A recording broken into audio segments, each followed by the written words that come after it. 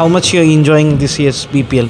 I'm loving it. This is my third stint in the BPL. আমি এটা খুব উপভোগ করছি। আমি তৃতীয়বারের মতো বিপিএলে এসেছি। এখানে আমি সবসময় ভালো আতিথেয়তা পাই। গত 3.5 বছরে আমি প্রায় 10 বার বাংলাদেশে এসেছি। বিপিএল যেভাবে বড় হচ্ছে এবং নতুন প্রতিভা উঠে আসছে তা দেখে আমি অবাক। আমি অনেক খেলোয়াড়কে তাদের অনূর্ধ্ব 19 পর্যায় থেকে দেখেছি। বিপিএল কভার করতে পেরে আমি খুব খুশি। Coming through, so most of the players I've seen them from the under 19 levels. So yeah, very happy to be covering BPL. What do you say about the securities of BPL or BCB securities? It's fine. I mean, we've been treated really well from the.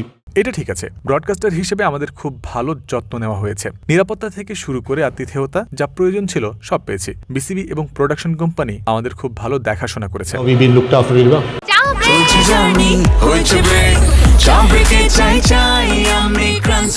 যে কোনো চা ব্রেকে বিস club dry cake, চায়ের সাথে আয়েশ। Now, what sort of changes did you see from the previous two occasions and this year?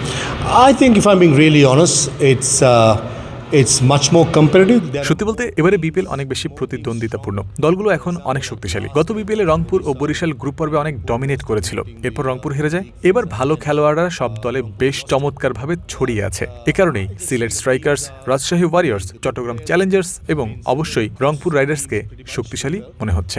আমি মনে করি এটা আরও প্রতিদ্বন্দ্বিতাপূর্ণ হয়েছে। Warriors are looking strong. Chattogram Royals are looking strong, as well as Rangpur Riders, of course, are the strongest side. So I think it is much more competitive, if I might say it. I think I'm right. In ICC events, India doesn't travel much. They stay in if it's in Dubai, they stay in Dubai and don't travel much. This year, Pakistan and Bangladesh might not travel much.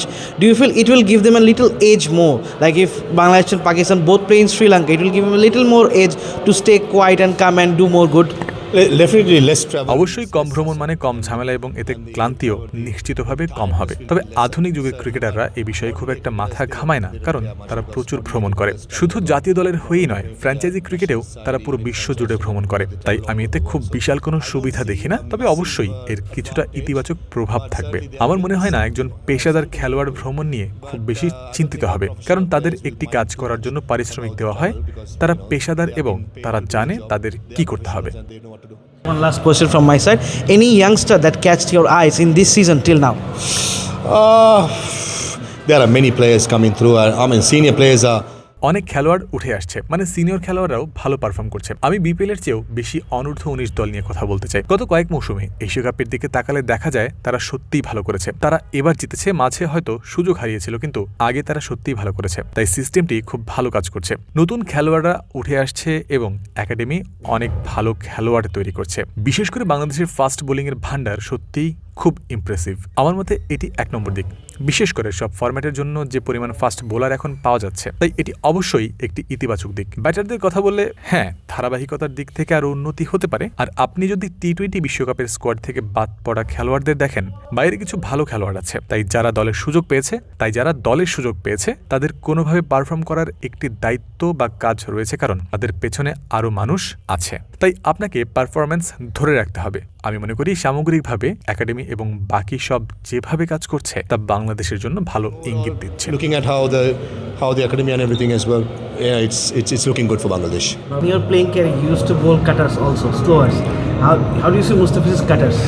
It's an art.